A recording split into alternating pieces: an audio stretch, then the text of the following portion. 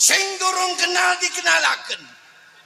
Lek sing wis kenal ayo diraketaken, yo iki brejengane kami tuwa Sarkawi.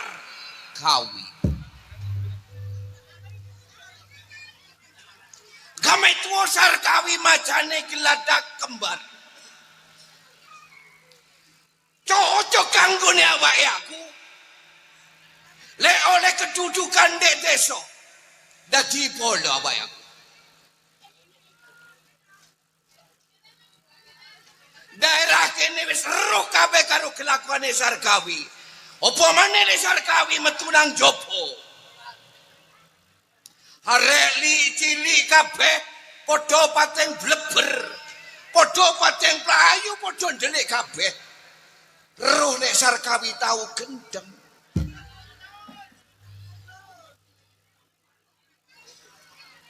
Sing duwe toyo ngono. Lek roh Sarkawi pateng jelerit kabeh.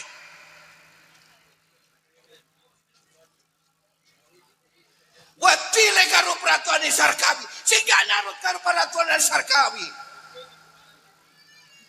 Tak cari lek ono undang-undang tekok deso. Pak Lurah kondo karo Sarkawi, lek ono peraturan anyar. Tak kongon biyo waraknon karo wong kampung kabeh. Ngono no sing salah endah. Jarene gak cocok tak cedeki. Engko teko apa gak? Kadek ngomong gak teko. Lek wedok tak karet bathuke. Lek lanang tak tutuk karo kipo. Lah wong kipo gading gedene sakmene. Mangko aku liwat de SMP. Sing ngomong marek TK saiki SMP. Dadaon aku partai padha njaluk tanda tangan ketiban kipo langsung bongko. Iku Sarkawi. Iki wis 7 dina 7 bengi melek terus. Duwe anak siji gak tau mulih. Aku pian wis duwe semboyan, lek duwe anak sak jaluke tak turuti, lengeleng gak ono emboke. Olehane siang ele, Pak. Nandi eri kok. Konjong. Ya wis biasa, lek bapak intermu berkampung, lah joko keamanane kampung deh. Di omah gak ono jebule ndek embong. Lah iya, lek bapak dek omah dak ono mesti dek embong. Mari keliling awak aku. Pegel aku, Pak. Pegel opo? Sumpek. Masalah opo? Apa kurang? Enggak. Sepeda sing riko tukokno. Heeh. Tak gawe pisan bane kempos. Sepeda sing tak tukokno purusan niku badhe kempos. Bane kempos. Lek kanggone Marjoko sepeda anyar ngreyen bane kempos.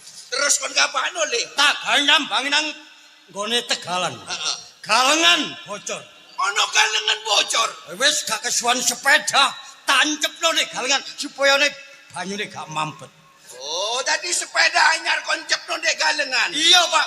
Cek kesuwur. Cek kesuwur. Sepeda sapa gawe ngincepno nek galengan? Sepedae Marjoko. Anake kami tuwa Sarkawi. Lah yo ngono jek sesuwur le. Jas. Heeh. Jas sing riko tukokno. Winginane tas tak tukokno jas awake penuh. Kain wol. Lah iya sing nek Waduh. digawe tanudanan cek anget. Gatel kabeh, Pak. Ah, biasa le. Lek kain uwol iku digawe mesti gatel. Lale Marjoko. Gawe jas wol anyar, gatelen. Gak kesuwen tak copot, gawe rabuke gedang. Dadi jaket sing tak tukokno iku mbok gawe rabuke gedang. Iya cek kesuwur. Jase sapa gawe rabu gedang? Jase Marjoko. Anake sapa? Kami tuwa Sarkawi. Ngono le. Mulane aku maca rocker cek kesuwur, Pak. Arek gladak kembar. Roh le Marjoko anake dhewe kudune donya. Ah, lah iya yo ngono. Sak jaluke Marjoko mesti keturutan. Temen apa? Loh, Saiki ngene, lah Pak. wong anake wong sugih. Lah, lek wis riko iso nuruti karepe anak sak njaluke anak. Sak njaluke anak tak turuti. Lah. Leng awakmu ndak duwe embuk. Bener. Lah, lah iya embuke kakek mbok le embuk. Mbok kok mbuk. Lek wong turu iku embuk, Jong. Heeh. Gak njaluk donya, Pak. Rabi. Awake peno kate njaluk rabi. Iya, Pak. Ngene, Jong. Kira-kira awake peno njaluk rabi ku wis wani temenan. Gawani apane, Pak? Sarkawi sugih wong sadara gladak kembar. Nah, wis kesuwur. Donya digawe apa Pak lek gak gawe mantu? Gawe apa ke biayane anake? Pan kapan aku duwe anak kepingin rabi, njaluk apa tak turuti, apa nanggap sak sembarang kali le. Wis niku sanggupi. Tak sanggupi. Peno njaluk apa? Njaluk rabi anak sapa? Ka ono maneh anak Gus Lurah. Sapa, Jong? Yanti. Gampang, Jong. Saiki jok kesusu iku bapak wis duwe calon dhewe to.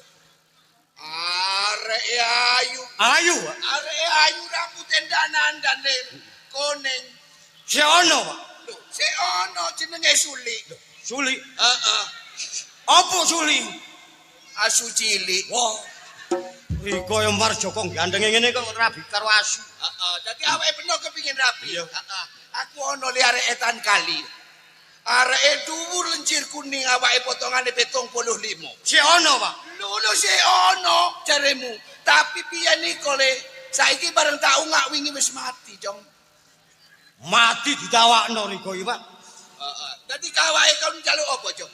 Rabi karo Yanti. Njaluk rabi karo Yanti anak iku Lurah. Anake Gus Lurah. Oh, dadi lek karo Yanti awake gak gelem. Enak lara tak pilih pati. Dadi awake peno tetep njaluk Yanti. Heeh. Dasare apa aku kepin rabi karo Yanti. Sepisan ya apa, Jong? Calon lurah gladak kembar iki lak loro. Marjoko antane Arifin. Lah wis aku rabi karo Yanti jelas Arifin mengundurkan diri. Calon tunggal Marjoko Pak dadi lurah. Waduh, bener awake konjong. Iki sing diarani siasat. Siasat lek iso Joko Iwa aja sampe budek banyune, Jong. Nah, sanggup lah. Sanggup jok kuatir, Jong. Lah wong atase Gus Lurah ya. Tenono kene bapak tak nglamar anake Pak Lurah. Percaya bapak kami tua sarga. Tanten bapak ngelamar, ya apa jawaban?